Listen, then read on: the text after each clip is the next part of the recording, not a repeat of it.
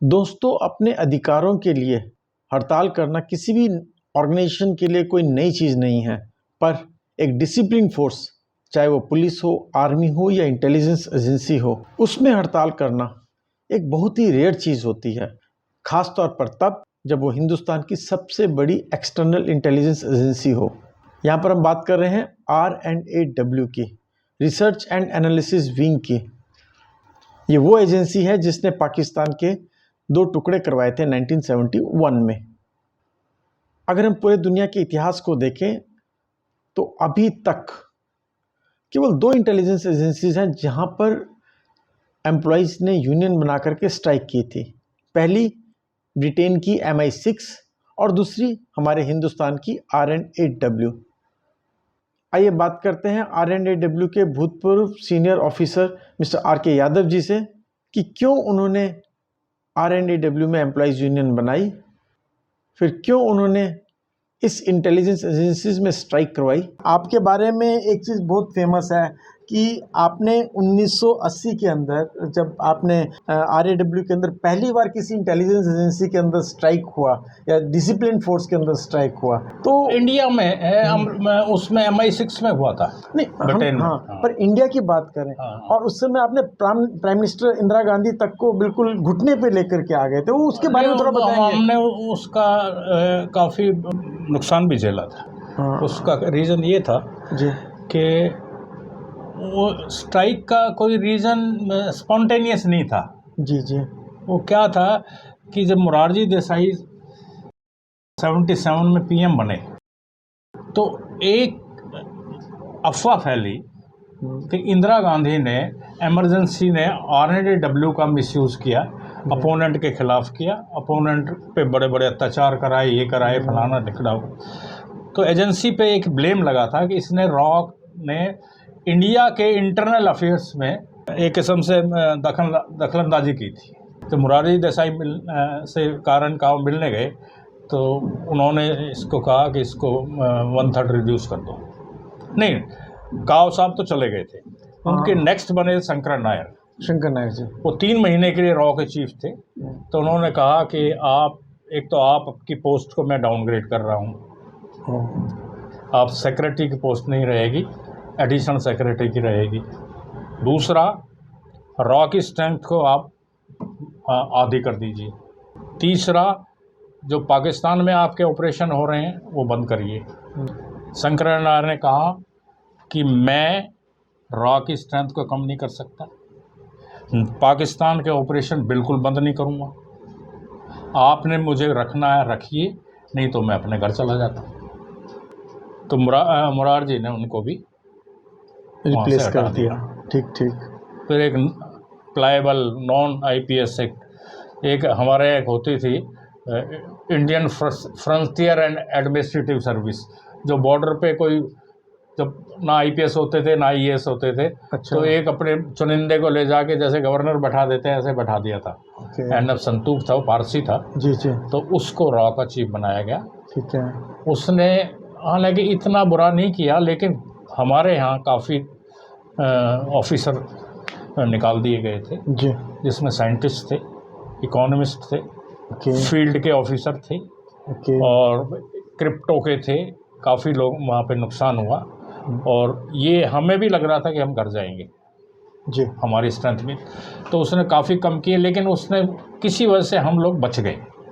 तो वो अंदर ही अंदर जो डिसकंटेंटमेंट भर गई एम्प्लॉइज़ को कि अब हमारा फ्यूचर यहाँ कुछ नहीं है। जी जी जी। देखिए, नौकरी जो करता है उसको सबसे पहले दिखाता है कि मेरी अगली प्रमोशन हो जाए, उससे अगली हो जाए, मेरी सैलरी बढ़ जाए, पैसे बढ़ जाए, इसलिए आदमी नौकरी करता है, चाहे वो R&AW है, चाहे आर्मी है, चाहे सिविलियन है, सबके लिए दिमाग में ये बात होती है। और 40 साल पहले जबकि जॉब अपॉर्चुनिटीज़ नहीं हुआ करती नहीं होती थी, और वो भी 77 की बात। हाँ, 40-45 साल हो गए जी। तो यही लगा कि ये अब इस डिपार्टमेंट में हमारा भविष्य ठीक नहीं है जी। तो मैं उस वक्त यंग था जी, तो कुछ लोग एक्टिविस्ट बने तो वो अंदर ही अंदर बेचारे घुटते रहते थे। तो एक दिन 5-6 मेरे पास आए, कहना सर इसका कुछ करो, नहीं तो हम तो यहाँ पे हमारा कोई फ्यूचर नहीं है। मैंने क्या करो, कहने राव में यूनियन बना दो। मैंने कहा ठीक है। वो मैंने वो चुपचाप कुछ लोगों के साथ मिल के वो यूनियन बनाई और दिल्ली गवर्नमेंट की जो रजिस्टर्ड बॉडी थी वहाँ पे जाके रजिस्टर करा दिया। ओ, वो यूनियन रजिस्टर हो गई। रजिस्टर हो गई तो रॉ की ऊपर की जो हायरार्की थी उनको जब पता चला तो हंगामा मच गया। मेरे को बुलाया गया रॉ के चीफ ने, संतूक ने। ठीक ठीक ठीक। उसने कहा भाई व्हाई इट वाज डन। मैंने कहा it was done because our future is no more here. Oh, अब हम इस बैनर के थ्रू कहीं लीगल मैटर लड़ तो लेंगे। इंडिविजुअल कोई लड़ता तो कोई कोर्ट नहीं सुनती है, ट्रू। लेकिन जब जहाँ 60-70-100 आदमियों का बैनर होगा तो उस पर कोर्ट भी थोड़ा देखती है कि इतना बड़ा इशू है ये। तो वो कहना नहीं इसको डिसबैंड कर दो। मैं नहीं करूँगा। तो इस वजह से वो यूनियन बनी थी, अच्छा, रजिस्टर हुई थी। और उसके बाद कुछ मसले हुए तो इन्होंने एक दफ़ा किसी कर्नल ने हमारे यहाँ एक जूनियर को थप्पड़ मार दिया डिपार्टमेंट में, जूनियर ऑफिसर को, स्वीपर को। अच्छा, ओ, स्वीपर था या सिपाही था, आई डोंट नो। अच्छा, उसको थप्पड़ मारा एक कर्नल ऑफिसर ने। वो कर्नल आज जोश में आ गया बेचारा, किसी में कोई गड़बड़ हो गई छोटी मोटी, उसने उसको थप्पड़ मारा खींच। अब वो बात फैल गई है वहाँ डिपार्टमेंट में। उसके बाद हम मिले जाके, हमने कहा जी इस पर कोई एक्शन लो आप, कर्नल वगैरह पे जो भी इंसिडेंट है इसकी इंक्वायरी कराओ। उन्होंने इंक्वायरी कराई नहीं तो वो फिर सारे इकट्ठे हुए, वो रॉ के अंदर स्ट्राइक हो गई। वो 12 दिन चली। वो 12 दिन के बाद इन्होंने क्या किया जी कि हमें कुछ लोग उसमें पुलिस में अरेस्ट कराए थे, अच्छा, फिर कुछ और डिसमिस किए। तो फिर मैंने उस स्ट्राइक कॉल ऑफ कर दी कि एम्प्लॉइज़ का ज़्यादा नुकसान ना हो। तो वो 6-7 साल चली। हम सड़कों पे घूमते रहे। उन्हीं दिनों हम पॉलिटिशियंस के टच में आ गए। चरण सिंह, ये बहुगुणा। अच्छा, बहुगुणा जिंदा थे तब, वो थोड़े एक्टिव थे। और शरद पवार भी थे तब, कईयों से हम हमारे एक्टिव रहे। अच्छा, तो मेरे को आप शायद उस यूनियन के सेक्रेटरी हुआ करते थे? प्रेसिडेंट था। अच्छा, प्रेसिडेंट थे। ना, जनरल सेक्रेटरी मैं था, प्रेसिडेंट एक सचिंदर बख्शी था। अच्छा, ओके। तो खैर वो चलती रही। जी जी। फिर क्या हुआ, 86 में एक जोशी बने, SC जोशी। वो महाराष्ट्रियन थे, IPS थे। ठीक है। तो वो हमारे पाकिस्तान हेड के इंचार्ज थे कभी। And he was a very brilliant officer और शॉर्ट टेम्पर्ड भी था, क्विक डिसीजन लेता था। तो उसने किसी के थ्रू मुझे मैसेज बुलाया कि मेरे से मिलने। तो मैं मिलने गया तो उसने कहा कि मिस्टर यादव ये पुलिस केस चल रहे हैं और ये होता, हम पुलिस केस में हम क्या होता था, हमारी सैलरी मिलती थी सस्पेंशन में जो मिलती थी। तो हम जाके वहाँ पे ऑफिस के बाहर, हमें अंदर नहीं आने देते थे, गेट के बाहर ही हमारी लिफाफे पकड़ाते थे सैलरी के। तो वो कुछ लोग वहाँ भी हल्ला गुल्ला कर देते थे। तो वहाँ भी प्रॉब्लम इनको डिपार्टमेंट को शुरू हो गई। एक दफ़ा इन्होंने रॉ की पूरी बिल्डिंग पे वो बैनर वो लिख दिए, स्लोगन। भाई परेशान लोग थे बिल्कुल। वो सारी रात राव के बुला के उसको मिटवाया। ये होगा वो, यार बड़ी लंबी स्टोरी है ये। अच्छा अच्छा अच्छा। तो खैर बहरहाल ये हुआ कि SC जोशी ने मुझे बुलाया।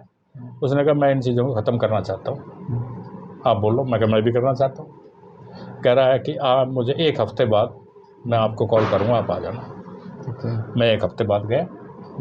उन्होंने एक लेटर दिया कि मिस्टर यादव मेरी तरफ से ये ऑफ़र है आपको, मतलब जो सस्पेंशन है, डिसमिस है, ये फलानी और प्रॉब्लम ये है। उसने पैरावाइज कुछ चीज़ें जॉटेड कर रखी थी ब्रीफ में। मैंने कहता ये मैं आपको दे रहा हूँ, इसमें you may agree to half, you may agree to none, you may agree to all, but अगर if you don't agree to some of them, it doesn't mean that our talks have failed. Okay, we will resolve the issues for which we agree, और जो बाकी का होगा उसको pending डाल देंगे, उनको आहिस्ता आहिस्ता रिजॉल्व कर लेंगे। मैं एग्री। ठीक है। उसके बाद हफ्ते बाद मैंने उस पर अपना बनाया। जोशी जी ने उसी वक्त पुलिस केस ख़त्म कर दिए, सबको अंदर कर दिया। हाँ, उन्होंने एक बात ज़रूर कहा कि मैंने कहा जी इनका आप क्या करेंगे, अंदर रखेंगे क्या, यहीं पे रखेंगे या दिल्ली से बाहर भेजेंगे? कहता ये मेरा प्रेरोगेटिव है, मैं सबको यहाँ अंदर यहाँ रखूँ, आधों को रखूँ, सबको बाहर भेजूँ, इसमें मैं कहा मेरी कोई इंटरफेरेंस नहीं है। बिल्कुल। कहना ठीक है। तो मैं जब इनको जब ज्वाइन कराने ले गया सबको, गेट के अंदर जब घुसे तो मैंने कहा भाई सारे एक कोने में आ जाओ इधर। रॉ का काफ़ी बड़ा कम्प्लेक्स है। तो मैं इनको जो सस्पेंडेड थे सबको एक कोने में ले गया। सीजीओ में? CGO complex. अच्छा, तब हमारी बिल्डिंग ही थी वहाँ। अच्छा। पीछे कब्रिस्तान था लोधी रोड का। अच्छा। तो मैं इनको एक कोने पे ले गया, मैं कहा भाई यहाँ इकट्ठे हो जाओ। मैं कहा देखो यूनियन भंग हो चुकी, आज से तुम सब इंडिविजुअल रॉ एम्प्लॉई हो, कोई किसी का किसी से कोई लेना देना नहीं है। अच्छा। तुमने जिसने नौकरी करनी है करो, जिसको नहीं करनी है रिजाइन कर दो, और जिसकी रिटायरमेंट बनती है रिटायरमेंट ले लो, और जिसको वो कहने पोस्टिंग का क्या होगा, मैं क्या पोस्टिंग किसी की कहीं भी हो सकती है, जैसे नॉर्मल एम्प्लॉई की रॉ में होती थी। ठीक है। कह रहे आप क्या करेंगे, मैं क्या मुझे जहाँ भेजे मैं चला जाऊँगा। ठीक। तो मेरी तरफ किसी का कहीं कोई ट्रांसफ़र हो कुछ हो, मेरे पास मत आना, मैं कोई हेल्प नहीं करूँगा किसी की।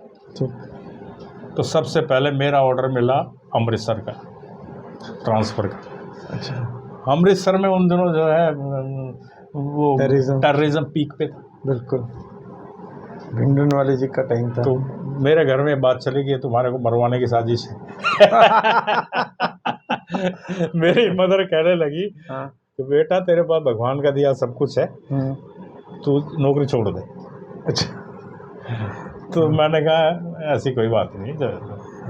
तो फिर मैं अमृतसर गया, तो वहाँ पे एक अच्छे ऑफिसर था बेचारा, उसको मैंने कहा देखो जी ऐसा है कि मैं मंडे आ जाया करूँगा, फ्राइडे चला जाया करूँ, 5 डेज़ वीक होता है। बिल्कुल ठीक। कहना मुझे कोई दिक्कत नहीं। उसके साथ अच्छा टाइम बीता। तो बाकी फिर आगे की कहानी।